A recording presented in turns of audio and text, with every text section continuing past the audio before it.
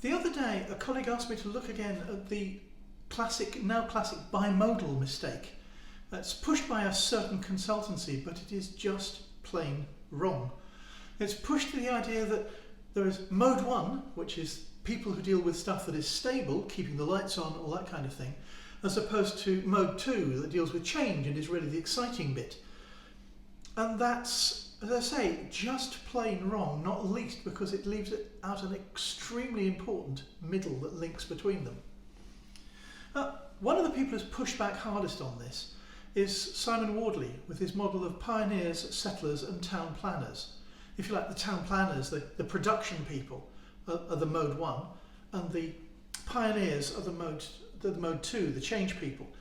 But there needs to be people in the middle, the settlers in his model, that link these together. Another way to reframe this is explore, expand, exploit. We first do the exploration, but we then make that exploration, what we've found during exploration, into something useful, and also deal with issues such as scale. We can describe this quite simply, the transition, when we look at the classic mode 1, mode 2 idea as being explore and then exploit. And they only just touch. There's nothing linking them together apart from a point where they just touch. Whereas if we look at it as explore, expand, exploit, we have a very clear crossover that starts in the middle of one and ends in the middle of the other. So we're dealing with issues also in the expand. We're also dealing with things like scaling. A lot of startups fail completely when they hit a scaling problem. It's too easy to happen. It happens all the time. IT can expand easily, but most other things can't, the scaling issue. And if we don't design for scaling as a whole, rather than just the easy IT bit, then we're going to hit huge problems as we expand outward. But the other one that had a bit was when I talked about explore, expand, exploit. Some people really pushed back against the word exploit. They didn't like it. But I want that ambiguity to be in there.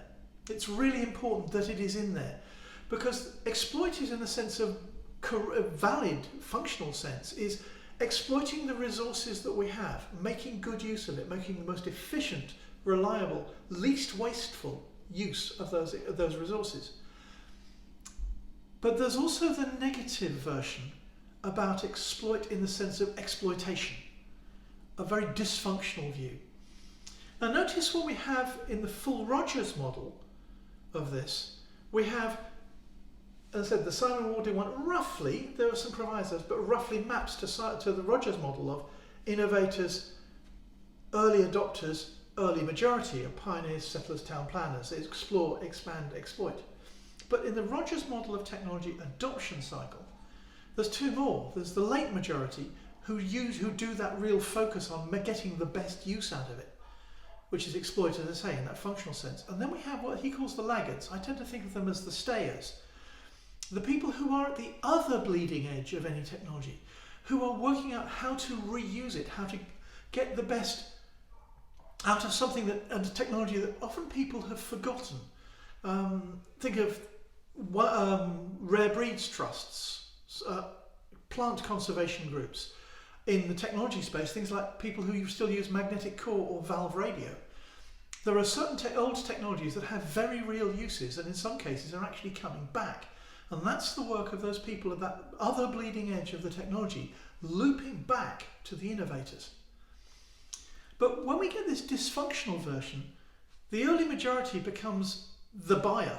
It doesn't actually do any adoption, it just simply buys it in. And this is, again, what the big consultancies are selling into. And then we have the exploit in a dysfunctional sense, where there's no responsibility for the technology. And on both of those two ends, the innovators and the early adopters on one side, the stayers on the other, it becomes magically someone else's problem. We grab what we can. We get the efficiency out of the middle. There's no honesty there, and it produces huge amounts of technical debt, huge amounts of waste, huge amounts of anti-property. So be very careful about what happens when we get to that exploit phase and how we cleanly link it back round to the next way of reusing the same technologies. So explore, expand, exploit. We explore new ideas, we make them usable as we expand that idea. We then exploit it, but always be careful to make sure that we're exploiting in the sense of being clear, being honest, being fair, being respectful, as opposed to exploiting and dumping all the problems on everyone else.